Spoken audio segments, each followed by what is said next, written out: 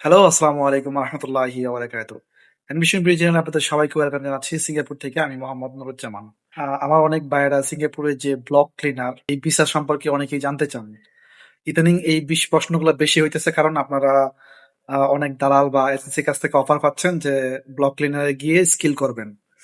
So basically সিঙ্গাপুরে যেটা আমি যেখানে আছি এটা বাসাবাড়ি সিঙ্গাপুরের ব্লক। অ্যাকচুয়ালি সিঙ্গাপুরে যতগুলা বিল্ডিংস আছে এই বিল্ডিং বা অ্যাপার্টমেন্ট সবগুলো এই ব্লক হিসেবে তারা মানে অ্যাড্রেস করে। সো এই যে বাসা বাড়ি অফিস হাউসকিপিং পরিষ্কারের যে কাজগুলা এটাই মূলত ব্লক ক্লিনার। বাসা বাড়িতে কাজ আবার মেয়েরা করে, কিন্তু বাংলাদেশি ওয়ার্কার বা ইন্ডিয়ান যে ওয়ার্কার যারা ক্লিনিং বিষয় আছে এরা মূলত ওই যে আউটসাইডে বাসার নিচে বা বাসার যে আবর্জনা গুলো তারা থ্রো করে এই আবর্জনা গুলো তারা ক্লিনিং প্রসেসিং এর ব্যবস্থা করে। সো এইটা কয়েক রকমের কাজ আছে, একটা হচ্ছে যে আবর্জনা গুলো কালেক্ট করে ডিসপোজের ব্যবস্থা, আর একটা হচ্ছে যে সিঙ্গাপুরের যে যত আবর্জনা যায় এক ফ্যাক্টরিতে জমা হয় ওই ফ্যাক্টরিতে যে প্রসেসিংটা হয় ওখানেও জব আছে। আরেকটা হচ্ছে যে রাস্তাঘাট বা অফিস আদালতের যে হাউসকিপিং এর ব্যাপারটা ক্লিনিং এর ব্যাপারটা এটাও আছে। এখন বেসিক্যালি মানে অনেকে জিজ্ঞেস করেন বা কষ্ট কিরকম, কনস্ট্রাকশনের চেয়ে ভালো একটু সহজ, মানে যেহেতু পরিশ্রম কম হয় সেহেতু কনস্ট্রাকশনের চেয়ে এটা ভালো। এখন এটা খুব বেশি একটা হার্ড জব না, কিন্তু সমস্যা হচ্ছে এই জন্য বেতনটাও কম। বেসিক্যালি সিঙ্গাপুরে আহ, উম, যারা ক্লিনার তাদের বেতন $16 থেকে বেসিক শুরু হয়। $16, $17, $18, $20 এরকম আর কি। এবং যেহেতু ওভার টাইম কম, বেশিরভাগই 7টার ডিউটি, সো বেতনও কম আসে এই জন্য। সো বুঝতেছেন, আপনি যদি $17 বা $18 বেসিকে 2 ঘন্টা ওভার টাইম পান প্রতিদিন, সেক্ষেত্রে বেশি বেতন আসে না। আর এইসব সেক্টরে হলিডেতে কাজ খুবই কম হয়। এখন আরেকটা বিষয় কি, অনেকেই বলেন যে ভাই এক্সট্রা ইনকাম, দালালরা বলে যে হাউসকিপিং এ বা ব্লক ক্লিনার গেলে এক্সট্রা ইনকাম আছে, এই ব্যাপারটা কি? দেখেন ভাই, এটা আপনি কাউন্ট করা যাবে না। হয়তোবা অনেকে ইনকাম করে, এক্সট্রা ইনকাম করে, অনেক তারা টিপস পায় অনেক জায়গা থেকে, বাসা বাড়িতে কাজ করে, সেক্ষেত্রে এক্সট্রা ইনকাম আছে।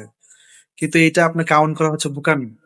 আপনি দেখবেন স্যালারি কত, আর 10 জনে তারা এক্সট্রা ইনকাম করতে পারে।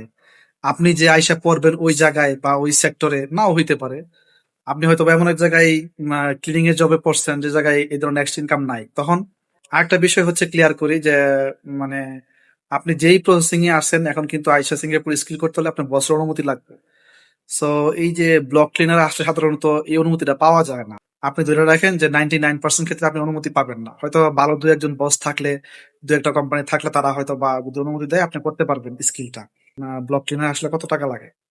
দেখেন আমি বলবো বেসিক্যালি 6 থেকে 8 লাখ টাকার মধ্যে যদি হয় আপনারা আসেন।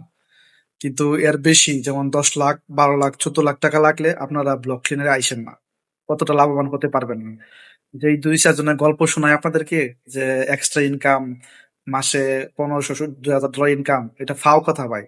ওইটা 100% আমাদের 10% বা 20% লোকের কপাল খুলতে পারে, তাদের হইতে পারে, কিন্তু বেশিরভাগই এই ইনকামটা পায় না। সো আপনি ধরে রাখেন আপনার স্যালারি হবে $800 থেকে $1000।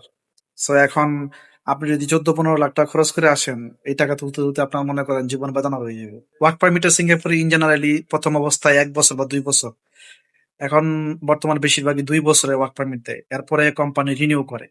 এখন কোম্পানি যদি আপনাকে রাখতে চায় বা রিনিউ করায়, সেক্ষেত্রে 2 বছর পর পর রিনিউ করাইবে, সমস্যা নাই। আর যদি কোম্পানি কোনো কারণে পাঠায় দিতে চায়, সেক্ষেত্রে আপনার চলে যেতে হবে, কোনো কিছু করার নাই। যাক, আসলে ব্লক ক্লিনার নিয়ে আমি লাস্ট যেটা বলবো যে যদি কম টাকার মধ্যে আসতে পারেন এটা ভালো একটা অপশন। সিঙ্গাপুরে কনস্ট্রাকশনের চেয়ে এটাতে কষ্ট কম, ঝামেলা কম। হ্যাঁ, হ্যাপি হ্যাপি কাজ করবেন, বেতন পাবেন, বাস চলে যাবে। এবং এইসব ক্ষেত্রে হেডেক কম, শরীরে পরিশ্রম কম হবে। সেক্ষেত্রে আপনারা আসতে পারেন চাইলেই, তবে অবশ্যই কম টাকায়। 14-15 লক্ষ টাকা দিয়ে এটাতে আসার পক্ষপাতে আমি না। সো যাই হোক, আজকে এই পর্যন্তই। আপনারা যদি ব্লক ক্লিনার এই ভিসা নিয়ে যদি কোনো কিছু জানার থাকে সুনির্দিষ্টভাবে আমাকে প্রশ্ন করেন। সবাই ভালো থাকেন, সুস্থ থাকেন, নিরাপদ থাকেন। ধন্যবাদ সবাইকে।